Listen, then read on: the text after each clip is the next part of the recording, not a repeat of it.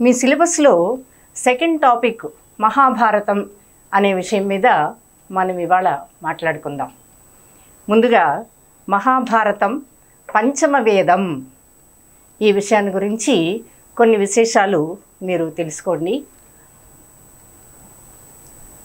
మహాభారతాన్ని సంస్కృతంలో వేదవ్యాస మహర్షి రచించాడు.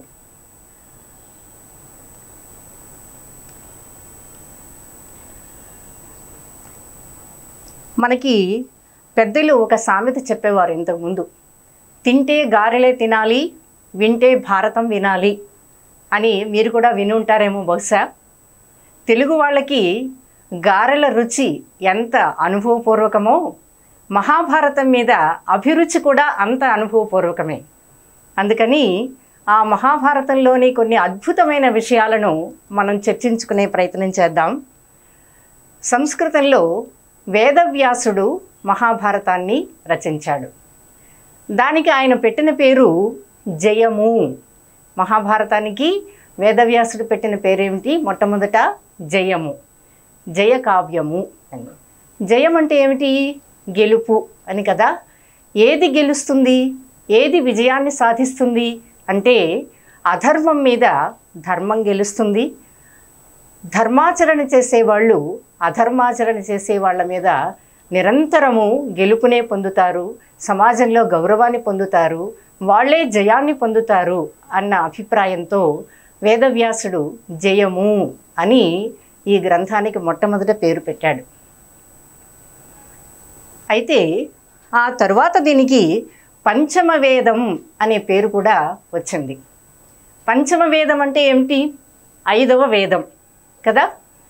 5వ వేదం అన్నప్పుడు ఇంకా 4 వేదాలు ఉన్నాయా? మొదటివి అవును, 4 వేదాలు ఉన్నాయి. మన భారతీయ సంస్కృతిలో, మన సనాతన ధర్మంలో, హిందూ ధర్మానికి సంబంధించి 4 వేదాలు ఉన్నాయి.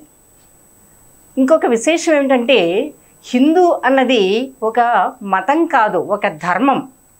మానవుడు ఆచరించవలసినటువంటి జీవన విధానం, ఒక నడవడిక, దాన్ని బోధించేదే ధర్మం. అదే మన సనాతన ధర్మం. ఆ సనాతన ధర్మాన్ని మొదటి 4 వేదాలు పేర్కొన్నాయి. ఏమిటి ఆ 4 వేదాలు? ఋగ్వేదం, ఇక్కడ చూడండి,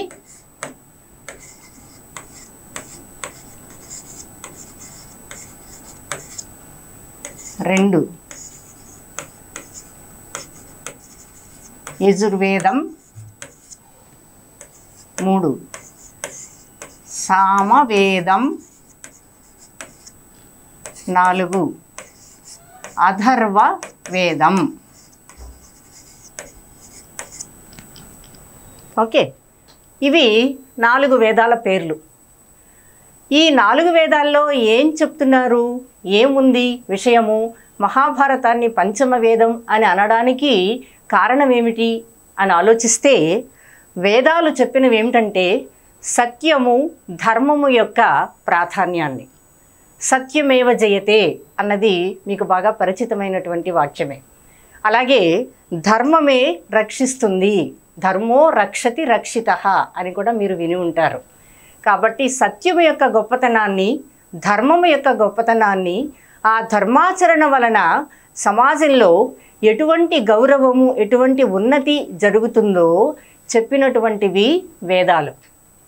సత్యే సర్వం ప్రతిష్ఠితం అని కూడా సత్యాన్ని గురించి వేదాల్లో చెప్పారు. అంతేకాదు ధర్మము మానవ సమాజానికి మూలభూతమైనటువంటి అంశము. కాబట్టి సత్యం యొక్క విశిష్టత, ధర్మం యొక్క విశిష్టత వేదాలు బోధించాయి. అలాగే మానవుడు లౌకికంగా ఎలాంటి జీవితాన్ని గడపాలి, ఆధ్యాత్మికమైనటువంటి భావన ఎలా కొనసాగించాలి, సమాజాన్ని ముందుకు తీసుకువెళ్ళడానికి సమాజ శ్రేయస్కరమైనటువంటి కార్యకలాపాలను ఎలా చేయాలి, వీటన్నిటినీ కూడా వేదాలు మనకు బోధిస్తాయి. అయితే వేదాలు ప్రభు సంహితాలు అని ఒక నానుడి ఉంది. ప్రభు సంహితాలు అంటే ఏమిటంటే ఒక రాజు ఎలా అయితే శాసనం చేస్తాడో వేదాలు అలా శాసిస్తాయట మనుషుల్ని. సత్యం వద, సత్యాన్నే మాట్లాడు, ధర్మం చర, ధర్మాన్ని ఆచరించు. ఇది ఒక ఆర్డర్, ఇది ఒక శాసనం, వేదాల యొక్క విధానం అది. అయితే ఆ వేదాలు సామాన్యులకు అందుబాటులో లేవు. ప్రాచీన కాలం నుంచి కూడా కొన్ని వర్గాలు, కొంతమందికి మాత్రమే వేదాలు పరిచితాలు. సమాజంలోని ప్రతి వ్యక్తి కూడా వేదంలో చెప్పబడినటువంటి అంశాలను సులభంగా, సరళంగా నేర్చుకునే అవకాశం లేదు. అందుకని వ్యాస మహర్షి ఆ వేదోక్తమైనటువంటి ధర్మాలను, వేదానికి మూలమైనటువంటి ధర్మాన్ని ఆధారం చేసుకొని, సత్యాన్ని ఆధారం చేసుకొని, ఒక కథను ఆలంబనం చేసుకొని, ఆ కథ ద్వారా మహాభారతాన్ని మనకు అందించాడు. అంటే ఒక ఉదాహరణ రూపంలో అన్నమాట. వేదంలో చెప్పబడినటువంటి సిద్ధాంతానికి ఒక కథ చెప్పి, ఇదిగో ఈ కథలో ఈ వ్యక్తి ఇలా ప్రవర్తించాడు కాబట్టి విజయాన్ని పొందాడు, ఈ కథలో ఈ వ్యక్తి ఇలా ప్రవర్తించలేకపోయాడు కాబట్టి వినాశనాన్ని పొందాడు, ఇలా సోదాహరణంగా చెప్పే రీతి మనకు భారతంలో కనిపిస్తుంది. అందుచేత వేదాల్లో ఉన్నటువంటి సత్య ధర్మాలను ఆధారం చేసుకొని, కౌరవ పాండవుల కథను అడ్డం పెట్టుకొని సమాజానికి ఏం బోధించాలో వాటిని బోధించాడు వ్యాసుడు. అందుకని దీన్ని పంచమ వేదం అన్నారు. పంచమ వేదం అంటే 5వ వేదము అన్నది అర్థమైంది కదా. కాబట్టి మహాభారతంలో ఈ సమాజంలోని ప్రతి వ్యక్తి నడుచుకోవటానికి అవసరమైన ధర్మార్థ కామమోక్షాలు అని మన సనాతనులు పేర్కొంటున్నటువంటి విషయాలన్నిటికీ సంబంధించిన వివరణలు, కథలు, ఉదాహరణలు మనకు భారతంలో కనిపిస్తాయి. అందుకే మహాభారతాన్ని గురించి చెప్తూ ఒక ప్రసిద్ధమైన ప్రశంసను చెప్తారు చూడండి. ధర్మేచ అర్థేచ కామేచ మోక్షేచ భరతర్షభ యది హాస్తి తదన్యత్ర యన్నేహాస్తి నతత్ క్వచిత్ అని అన్నారు. అంటే ధర్మార్థ కామమోక్షాలకు సంబంధించిన మానవుడు నిత్య జీవితంలో అనుసరించవలసినటువంటి 4 పురుషార్థాలకు సంబంధించిన విషయాలకు ఏది ఏది ఆచరణీయమో, ఎలా ఎలా ప్రవర్తించాలో వాటికి సంబంధించిన విశేషాలన్నీ మహాభారతంలో ఏవైతే చెప్పబడ్డాయో అవే ఇతర గ్రంథాల్లోనూ ఇతర ప్రదేశాల్లోనూ కూడా చెప్పబడ్డాయి. యది ఇహ అస్తి తదన్యత్ర యన్ నేహాస్తి యత్ నా ఇహ అస్తి. ఈ భారత గ్రంథంలో ఏవైతే లేవో ఇక ప్రపంచంలో ఎక్కడా కనిపించవు, ఇక ఏ గ్రంథంలోనూ కనిపించవు అని ఆ శ్లోకానికి అర్థం. ఇంతగా ప్రశస్తి పొందినది మహాభారతం. సంస్కృతంలో వ్యాసుడు రచించినటువంటి జయము అనే గ్రంథం అన్నమాట. అందుకే మహాభారతాన్ని ఇతిహాసము అని ఇంకొక పేరుతో కూడా పిలుస్తారు.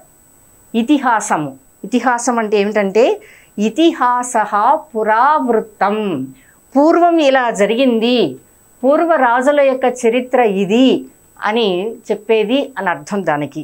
ఇది ఇహ ఆసహ, ఇది ఇక్కడ ఇలా జరిగింది అని చెప్పినటువంటి వృత్తాంతం. మహాభారతంలో చంద్రవంశ రాజుల చరిత్ర చెప్పబడింది కాబట్టి ఇతిహాసము అనే పేరు కూడా దీనికి ఏర్పడింది. ఇలాంటి ఇతిహాసాలు మనకి 3 ఉన్నాయి. భారతం, భాగవతం, రామాయణం. ఈ 3ంటిని కూడా ఇతిహాసములు అనే అంటారు.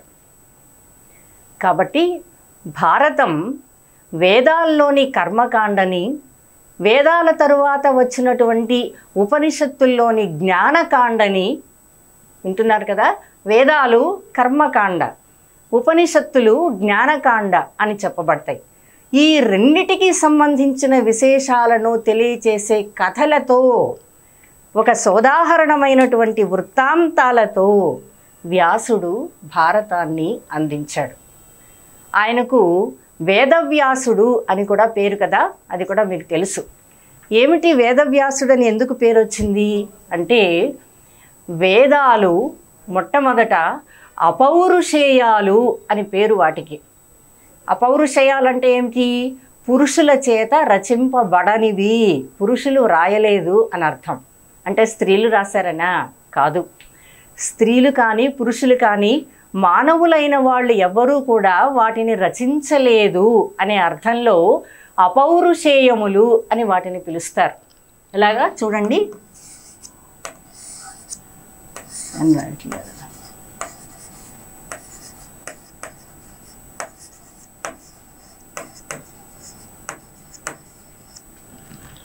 అపౌరుషేయములు కాబట్టి మానవ మాతృల చేత రచింపబడలేదు.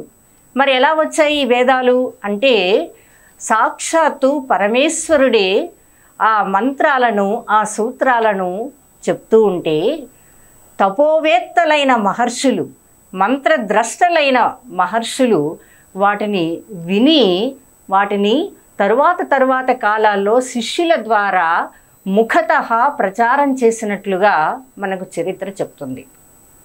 అందుకే వేదాలకు శృతులు అని ఇంకొక పేరు కూడా ఏర్పడింది. శృతులు అంటే వినబడినవి అని అర్థం. సాక్షాత్తు భగవంతుడే చెప్తూ ఉండగా మహర్షుల చేత వినబడినవి కాబట్టి వాటికి అపౌరుషేయాలు అని, వేదాలు అని పేరు. ఆ వేదాలు ఒకే రీతిలో కలసిపోయి దీనిలో విషయాల దానిలో విషయాల అనే భేదం లేకుండా ఒకే రీతిలో ఉన్న వాటిని వ్యాస మహర్షి చూసి, ఇదిగో ఈ విషయాలున్నవన్నీ కూడా ఋగ్వేదము, ఈ విషయాలన్నిటినీ యజుర్వేదంలో ఉంచవచ్చు, ఈ విషయాలన్నిటినీ ఈ సూత్రాలు ఈ మంత్రాలన్నిటినీ సామవేదంలో ఉంచవచ్చు, ఇక మిగిలిన వాటిని అథర్వ వేదంలో ఇలా ఉంచవచ్చు అని ఆలోచించి వింగడించాడు. వింగడించడం అంటే వేర్పాటు చేయటము. విడివిడిగా వాటికి ఒక ప్రత్యేకమైన స్వరూపాలను ఏర్పరిచి 4 వేదాలను ప్రత్యేకంగా మనం చూడటానికి వీలుగా ఆయన రూపొందించాడు. అందుకని ఆయనకు వేదవ్యాసుడు అనే పేరు వచ్చింది. వేదవ్యాసుడు కనుక 4 వేదాల సారాన్ని ఆయనే చూశాడు కనుక 4 వేదాలను వింగడించి ఒక ప్రత్యేకమైన రూపాలను తయారు చేశాడు కనుక ఆ వేదోక్తమైన ధర్మాలకు ఒక కథను ఆధారం చేసుకొని మహాభారతాన్ని మనకు అందించాడు.